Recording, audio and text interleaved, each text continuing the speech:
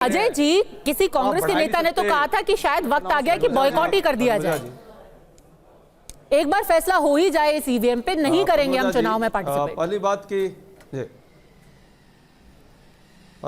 पद्मजा जी, जिस तरह से आपने एक प्रश्न पूछा कि चुनाव आयोग के पहले भाजपा कार्यालय में और भाजपा के नेताओं को क्यों जानकारी हो जाती है, तो इतना लंबा लंबा जिलेबी बना, लेकिन इसकी जानकारी और इसका उत्तर नहीं मिल पाया भाजपा प्रवक्ता से। कोई बात नहीं, वो ये आशा भी हम लोग नहीं करते हैं, क्योंकि सबको पता है पिछले लोकसभा चुनाव की घोषणा से पहले ही भाजपा के कई नेताओं ने ट्वीट कर दिया था कि चुनाव आयोग की क्या, लेकिन रिजल्ट तो अच्छा नहीं आया इस पर, हम तो सिर्फ 240 पे आए, हम तो बड़े परेशान थे। हुआ है, आगे आप जीते थे 99 लेकर। नहीं बोलता मैं बीच में नहीं, मैं बीच में नहीं बोलता, तर्कपूर्ण नहीं कर रहे हैं, मैं बीच में नहीं बोलता। फिर ये गलत, बिल्कुल बीच में मत बोलिए, लेकिन बातें तर्कपूर्ण नहीं है आपकी। फिर ये गलत चिल्लाने लगे। अरे कोई नहीं चिल्ला रहा भाई, मैं तो हंस रहा हूँ। स्टूडियो का आतंक नहीं, बात होने दीजिए।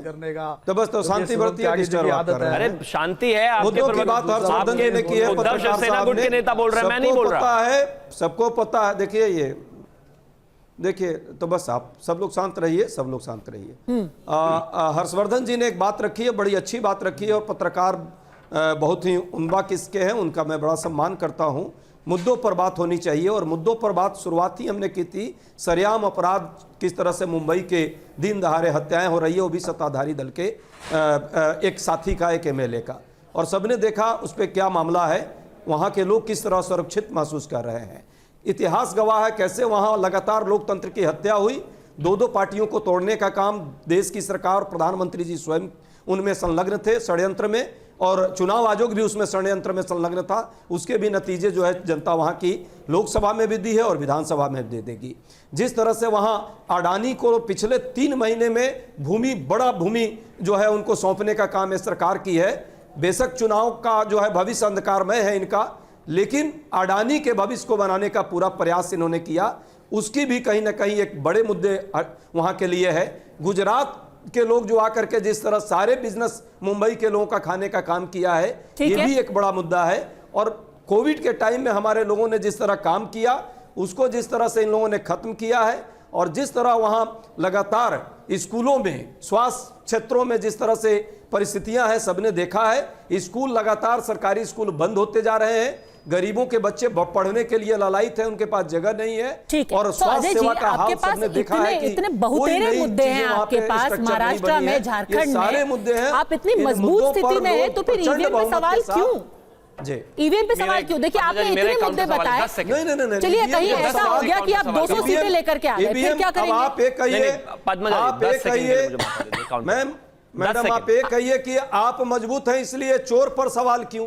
आप एक कहिएगा कि आप ईमानदार हैं इसलिए लुटेरे को क्यों आप सवाल करेंगे? लुटेरे पर सवाल होगा। तो चलिए, अगर आपकी 200 सीटें आ गई तो चोर ने चोरी की नहीं, या चोर की चोरी विफल हो गई? लुटेरे जो हैं, लुटेरे 10 सेकंड, तो चोर तो चोरी कर ही रहा है। आप कह रहे हैं कि ये चोर चुरा रहे हैं आपके मैंडेट को। यदि नहीं, अगर आपकी 200 सीटें आ गई तो चोर की चोरी सफल नहीं हुई। हरियाणा में 20 कंस्टिट्यूएंसी, मैं कह रहा हूं 70% वोटिंग होगी।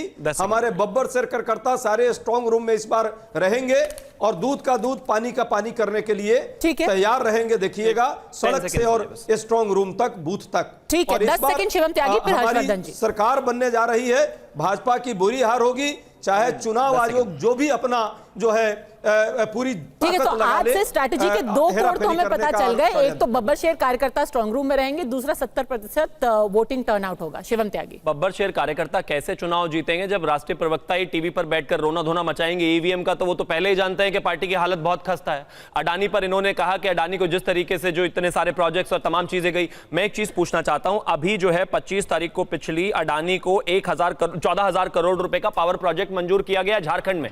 वहां पर वो अडानी नहीं रह जाते क्या? तेलंगाना में आपने अभी डिफेंस सिस्टम को मजबूत करने के लिए 1,000 करोड़ रुपए का इन्वेस्टमेंट करा लिया अडानी जी से, वहां पर नहीं होता। अरे भाई, टीवी पर बैठते हो, आप कोई राज्य की पार्टी नहीं हो। कांग्रेस पूरे देश में चुनाव लड़ती है, जिस राज्य में जीत जाते हो वहां पर अडानी जी को बुलाकर बाकायदा 7 स्टार रेड कार्पेट वेलकम देते हैं, उनसे पैसे लगवाते हैं, और टीवी पर आते ही एकदम बदल जाते हैं। ठीक है, आपके नेता की जो टोन है राहुल गांधी की, वो आपकी राज्य की नीतियों से मैच नहीं करती है।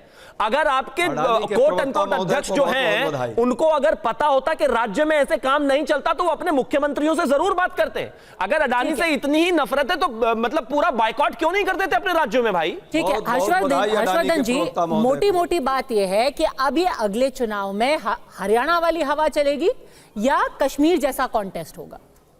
देखिए, मुझे लगता है कि फिलहाल तो अभी जो महाराष्ट्र है वहाँ तो हरियाणा जैसा ही माहौल है।